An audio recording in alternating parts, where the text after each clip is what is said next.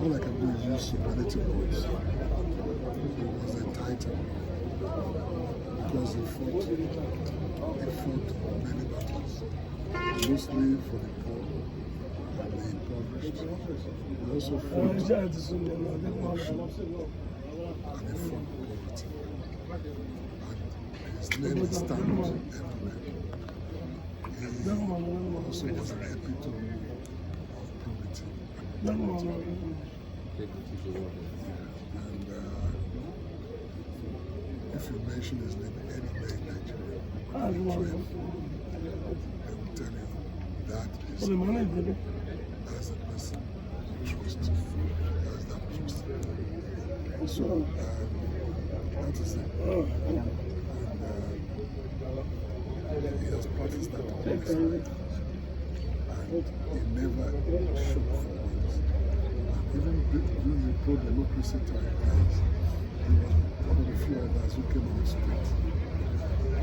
I remember when the Jamadia when they come in the battle, after what I showed you all the I said, okay, what is my son? I can't tell you to go and kill my son.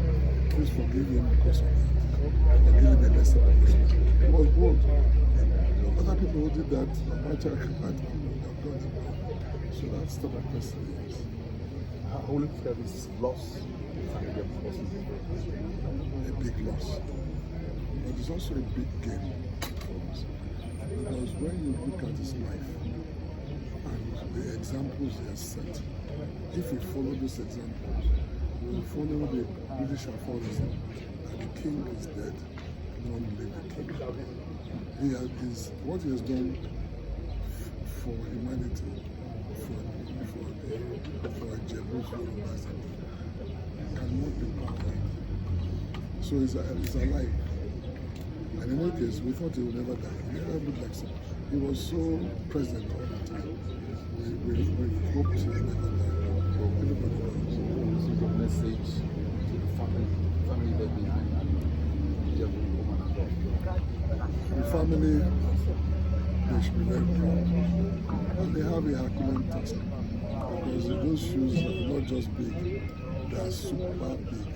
And if they can achieve even 10% of the legacies he has put out for them, they will also be regarded as heroes.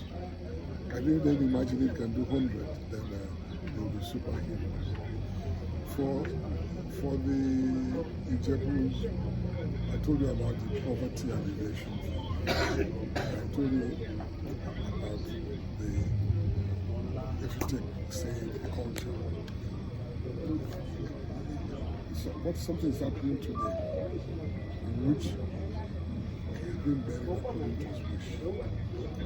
That's been a long drawn battle for him, life killed. And because the bill was that all natural rulers can actually be buried according to their wish.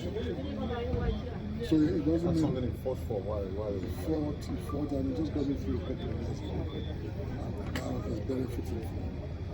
So he's done that. The other thing he's done is in education. He's built one of the most iconic institutes in the funded with all his life savings. When you get there, the place looks so different. Oh, yeah. And then most of all, the famous Ogbeni Oja, which is now global. It's everywhere. It's amazing. Everybody in Nigeria knows about Ogbeni Oja. And you know what that means? It means Ijebu are on the map. So you think Ijebu is made of 50 million, 100 million. They are just a few people who iconic. There's good that and that is just not for entertainment. The amount of economy thing that brings to Ijebu in that 1 week, 2 weeks is amazing. It's a whole year's economy. So there's so many things to say about that. So many things. The prayer that is sitting is there on the right hand side is God. It's our.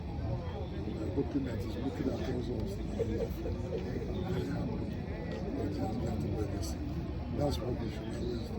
The money he spent in the house, I love it so much. I'm keeping the money.